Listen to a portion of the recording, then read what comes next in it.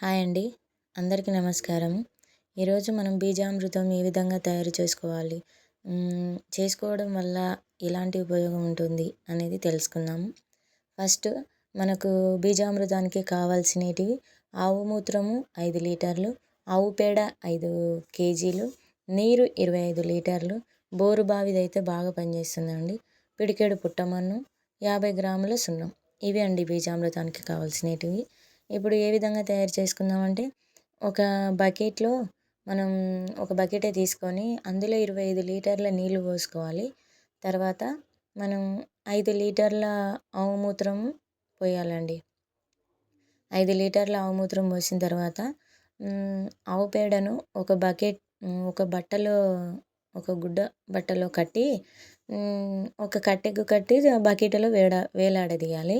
అలా చేయడం వల్ల మనకు ఆవు పేడలో ఉన్న సూక్ష్మజీవులు అనేది మనకు బకెట్లోకి వెళ్ళిపోతాయి. అందుకు మనం ఇందులో ఇప్పుడు అలా పెట్టిన తర్వాత పిడికెడు పుట్టమన్ను వేయాలి. తర్వాత 50 గ్రాముల సున్నం వేయాలి. దీన్ని ఇలాగే నైట్ మొత్తం మనం ఒక రాత్రి మొత్తం ఉంచామంటే నెక్స్ట్ డే మనకు విత్తన శుద్ధికి ఉపయోగపడుతుంది. నెక్స్ట్ డే విత్తన శుద్ధి చేసుకోవచ్చు. అందుకు విత్తన శుద్ధి మనం ఒకసారి చేసామంటే ఇప్పుడు విత్తన శుద్ధి ఈ సీజన్ వరకు బాగా ఉంటుందండి. విత్తన శుద్ధి మంచిగా బాగుంటుంది రిజల్ట్.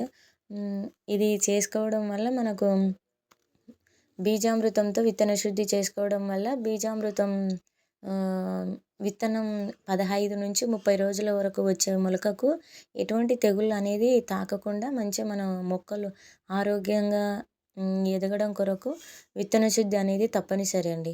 మొలక శాతం బాగా పెరుగుతుంది. అందుకు మనం విత్తన శుద్ధి ఖచ్చితంగా చేసుకోవాలి. ఇవి దేనికైనా వాడుకోవచ్చండి. ఒక పత్తి అదేమంటారు, పత్తి కూడా చేసుకోవచ్చు కానీ పొట్టు పోకుండా. పల్లీలకు చేయకూడదు. పల్లీలు ఇట్లాంటివి ఏవి చేయకుండా పొట్టు పోయే వాటికి చేయకూడదండి. ఎందుకంటే పైన పొట్టు ఉంటుంది. పల్లీలకు అట్లాంటివి అయితే నానితే పొట్టు పోతుంది కదా, అట్లాంటి వాటికి చేసుకోవద్దు. వేరే వాటికి ఏవైనా మినుములు, ఉలువలు అలాంటి వాటికి ఏవైనా విత్తన శుద్ధి చేసుకోవచ్చు. కూరగాయలు, ఆకుకూరలు, తీగజాతివి ఏవైనా విత్తన శుద్ధి చేసుకోవచ్చు. విత్తన శుద్ధి చేయడం వల్ల చాలా బాగుంటుంది. ఫస్ట్ వచ్చే తెగులు నివారణకు మనం నివారించుకోవచ్చు. అందుకు విత్తన శుద్ధి చాలా అంటే చాలా